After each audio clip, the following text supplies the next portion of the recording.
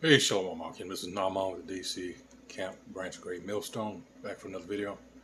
First and foremost, call all Yahweh, Ba'ashem, Yahushua, Ba'ashem, Kahakwadash. And of course, double honors go out to the apostles, bishops, and elders who rule well.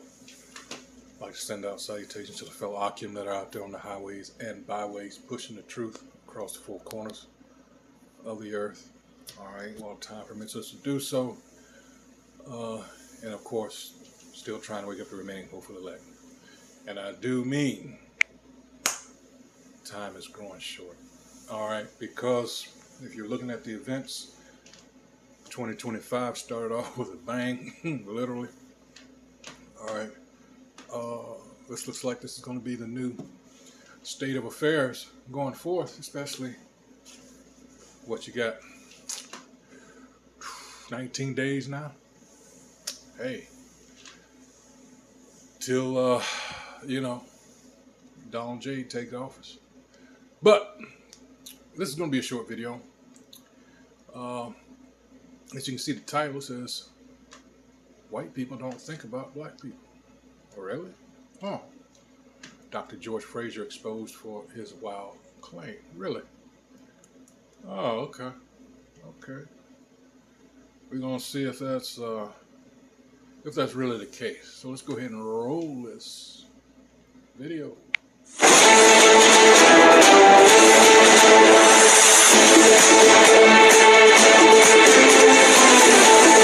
So I came across this video on TikTok with Dr. George C. Fraser, who is saying that white people do not think about black people.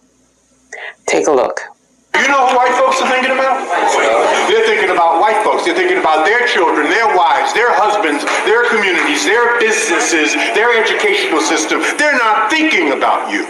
I had a good white friend who said to me, George, I know the problem with black people. I said, oh, really? Really, Bob? And if you notice, he's telling a story about someone that is an Edomite, apparently. He's not. All right, so he's just relaying the story that the Edomite says, well, we're not thinking about you. Well, let's continue. What might that be? He said, you spend all your time thinking about us, and we don't spend any of our time thinking about you. Therefore, if you're not thinking about you, and we damn sure ain't thinking about you, who's thinking about you? Really? Oh, they don't? For you, black guys or white guys? Black guys. Can you elaborate as to why specifically black guys? Yes, black guys are melanated, and I want my children to survive, and I know that the only way for them to survive in the future is for them to have melanin in their skin, so that's the way for me to, So says the Sun Dodger. make my legacy continue. Okay, I like that answer. That's actually a really unique answer. Uh-oh.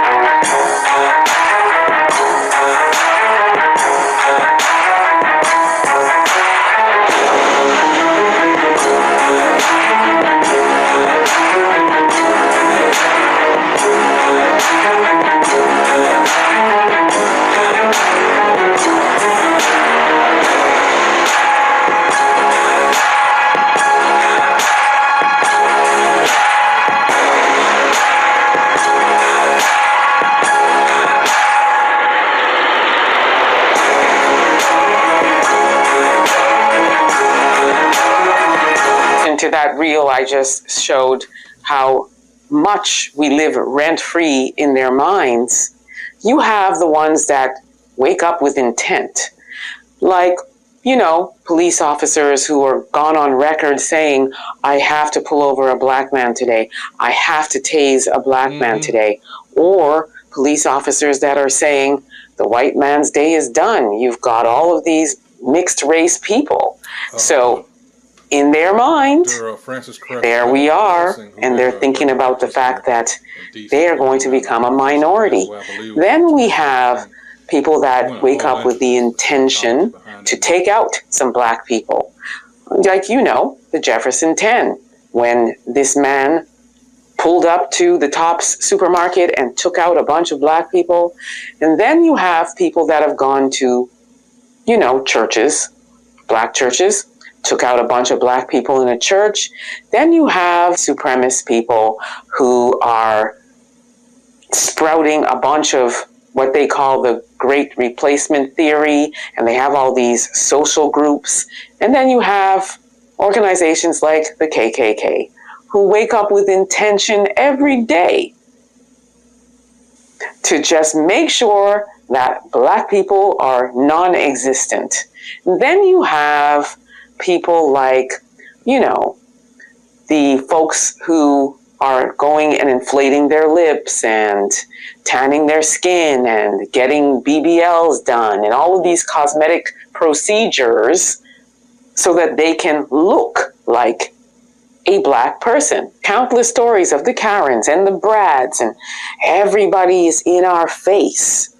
So yeah, we do live rent-free in their minds constantly, all day, every day, and twice on Sunday. We are on their minds. And all of these examples that I just gave you is because they're not thinking about us, that we are not at top of mind. Give me a break. That is such a load of BS that I just heard right now. And now let's talk about the good white friend, he said, that told him what black people's problem is. First of all, why are you listening to a white person? What authority does that white person have on what the problem is with black people? And you as a black man are going to sit and listen to that. The thing is, in their deep recesses of their minds, they know they fucked up. And they know that bill's coming due. And a lot of them figured out it's going to come sooner than they would like. Let's go let's get this word first. Here it is. You have a people that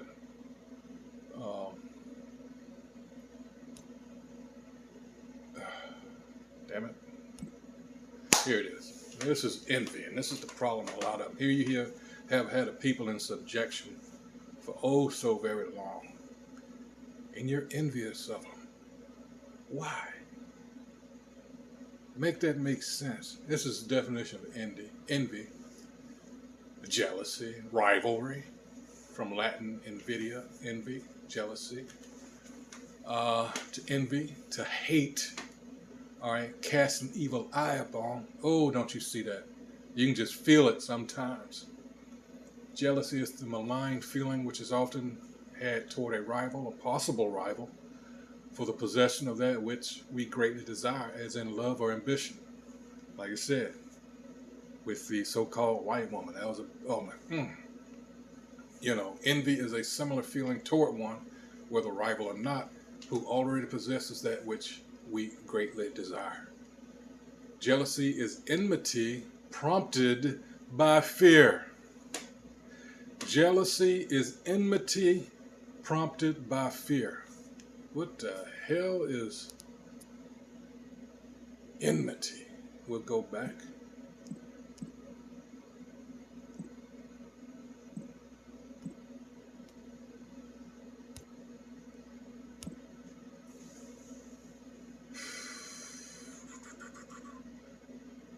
Hostile act, aversion, hostility, enemy. One hateful toward and intent on harming someone. a while back, not sure how long ago, I did a video, and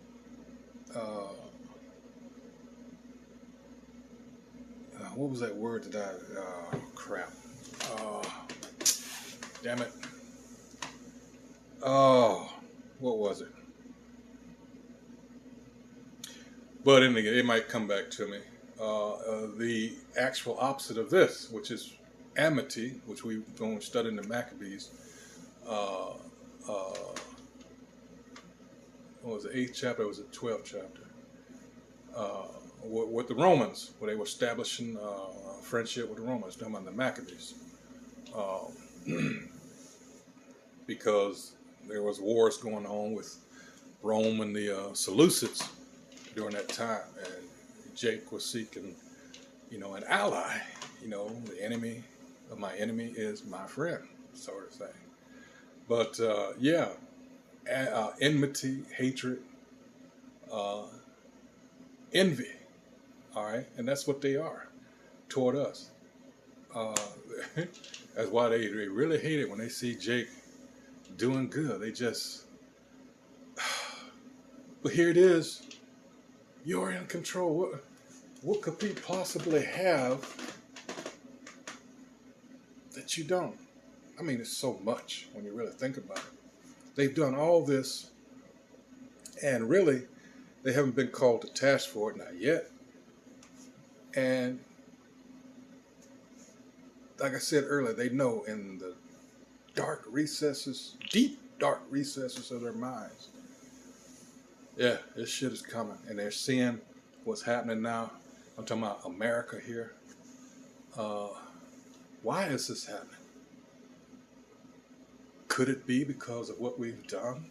Is it that bill that's come due? You're damn right it is. It's all scriptures on that, Hey, Job 14:5, it's a boundary he can't pass. Ecclesiastes 8 and 11. In fact, let's get that real quick, because he's been allowed to go unchecked, but it was for a reason, and there is a time limit on it. And this is Ecclesiastes 8:11. So they've been allowed to go for so long, and pride has built up in them to a point where, because sentence against an evil work is not executed speedily, therefore the heart of the sons of men is fully set in them to do evil. See, all this time they thought because it appeared that nothing was going to ever happen to them, and that they had carte blanche to do with us as they would.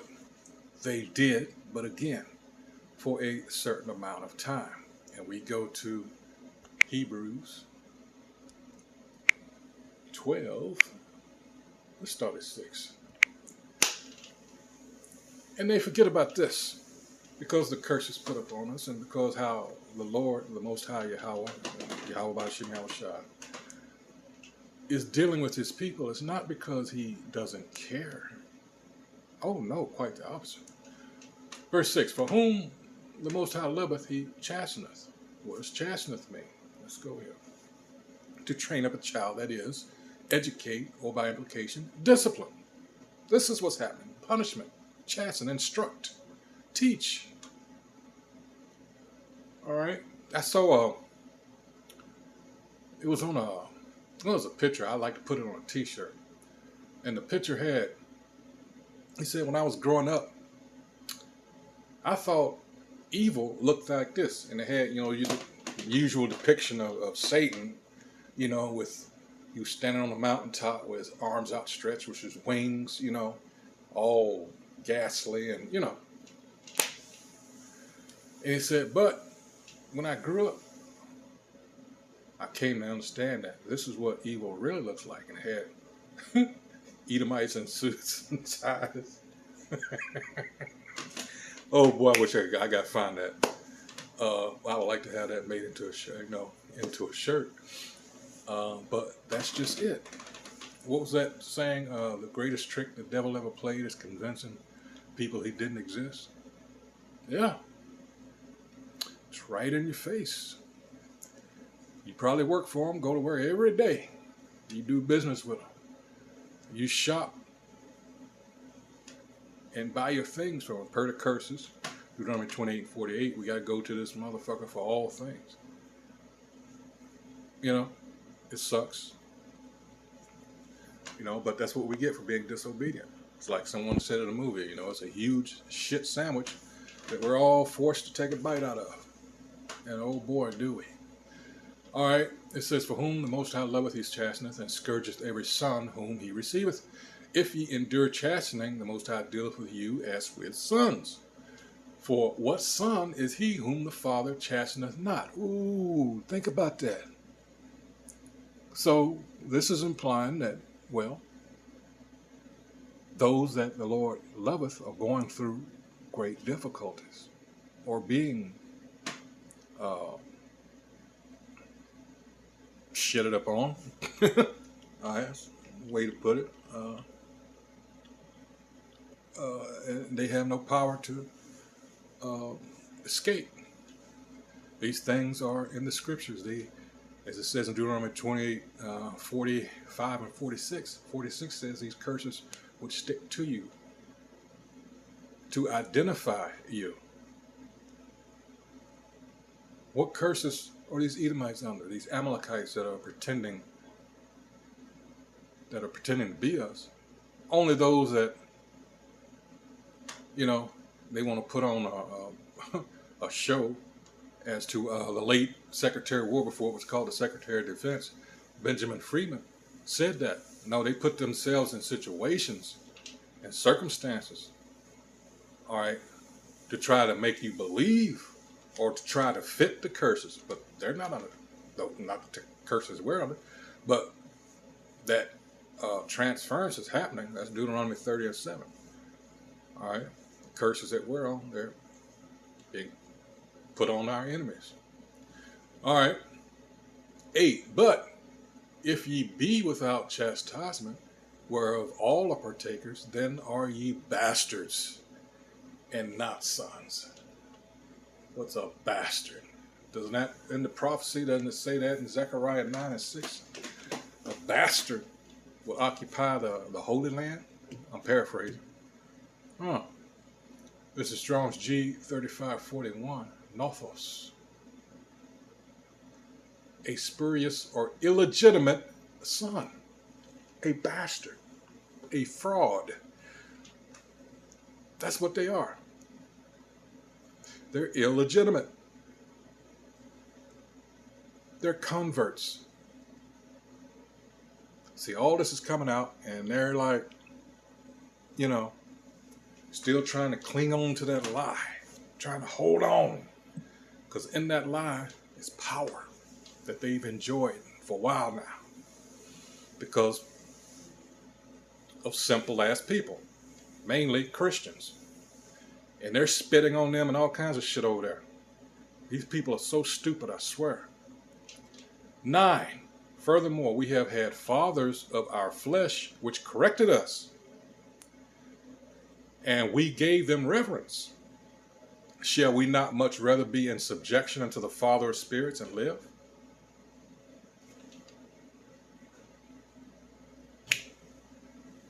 For they verily for a few days chastened us after their own pleasure, but he for our profit, that we might be partakers of his holiness. So these, those that, you know, that his name is upon.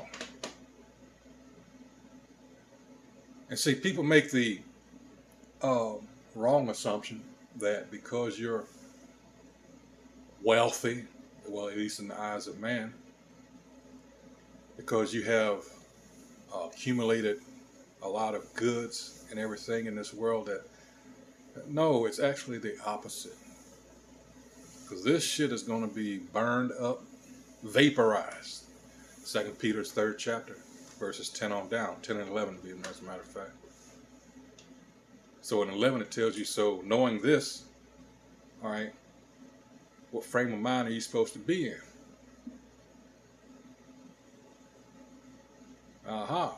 Letting you know what is the most important things. It's not all this shit. Your enemy has control over this. Matthew 6:20. Let's get there real quick. And the reason I'm saying all this is because these people know, all right, all this shit they've gotten is referred to as ill-gotten gains. It's through rape, robbery, murder, deceit. It tells you in Sirach or Ecclesiastes chapter 10 and 8, it says, because of unrighteous dealings and all these things, that the kingdom is going to be transferred. What? To someone else. Namely us. It says, I think I started 19. Matthew 6:19. Lay not up for yourselves treasures upon earth, where moth and dust doth corrupt, and where thieves break through and steal. And that's what you're dealing with. Before you even get what you work for, this devil takes it out. What he, But you are a slave because you're paying tribute. Tribute is a tax. You're paying taxes. You're under subjection of people that hate you. And that's why she was talking about, we're on these people's minds constantly. Because in the backs of their minds, they know they're not fucked up. They put their hands on the wrong people. All right, and it's all coming out now that we are the Israelites. This is why we're going through what we're going through. Not because we're black. What the fuck is a black person? I've never seen a black man. There's no person of color that stole here. That's an insult. And they're not white, they're red. They're the Edomites of the Bible. The wicked. All right, so let's see. 21. For where your treasure is, this is a lot of our people. What? What did Snoop say? Got my mind on my money, my money on my mind? Yeah, okay, whatever. Where your treasure is, there will your heart be also.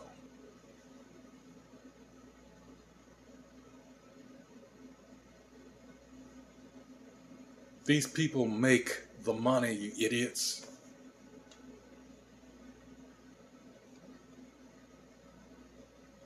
All these people that did all this wicked ass shit like P. Diddy and all these other morons are finding that out now. They got way up there. Got too big for their britches, as they say. And now look at them.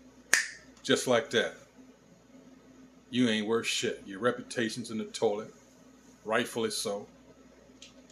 So after all that, what was it worth? Really?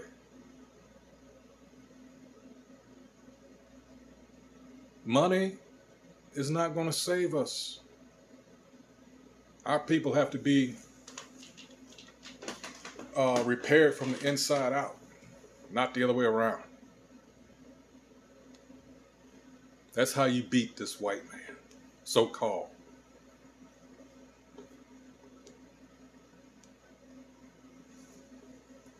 All right, let's see. I think that was it. I think it's a little bit more left in the video. But yeah, of course, we're on their minds. And repeat it as though it's something. Now, one thing I do agree with him, when it comes to our people, we definitely need to focus on each other more. I agree. But even when we do... No, we do not need to focus on. I understand what they're saying. But you got to understand, a lot of our people are gone. They are slated for death. That's the only cure for them. That's it. They've gone past what's called a Rubicon, point. The point of no return. They're gone. Zechariah 13:8, the 2/3. They're gone. That's your northern kingdom, your so-called American Indians. That's your so-called Latinos. That's the northern kingdom. All right, they came over here circa 720 BC and no earlier than that, because it tells you in the second Samuel 17 about how they were kicked out of the land over there and they came over here, and the other part of that is in the Apocrypha.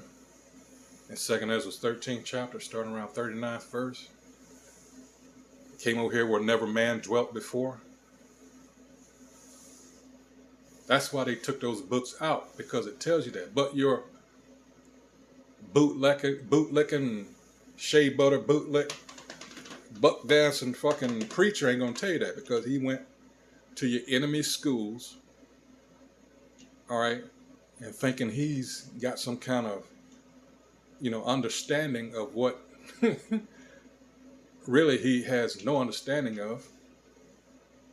Why? Because it was told that lineage where he had that falling away, that happened back in Genesis the 4th chapter with Cain. That's that lineage of wickedness, of evil.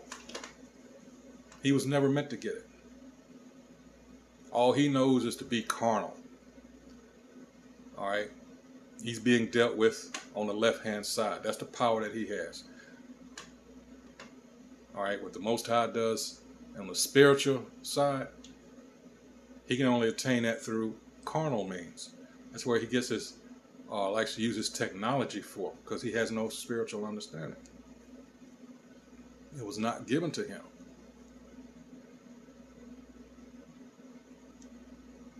All right, so yeah, these devils know that their time is up. This couldn't happen fast enough. Like I say, 2025. Oh boy, hold on to your butts, as someone once said. Do that. Because there are many groups, there are many black organizations, there are many people that glorify, support, uplift, celebrate black people, black people's accomplishments, black people's businesses, all of those things. It exists. We do it. Should we do it more? Absolutely. When we do, who are the people that are having a problem with it, that are pitching a fit and saying, why does everything have to be about race? It's the folks. So no, Dr. Fraser, you are 100% wrong. We are always on their minds. And the last thing I'm going to say is, this is why I am so grateful for platforms like this, like the African Diaspora News Channel. All this black shit, I'm so sick of hearing that. Black. Oh boy. Anyway, yeah, we live rent-free in them folks' minds, But they're getting what's coming to them, don't you?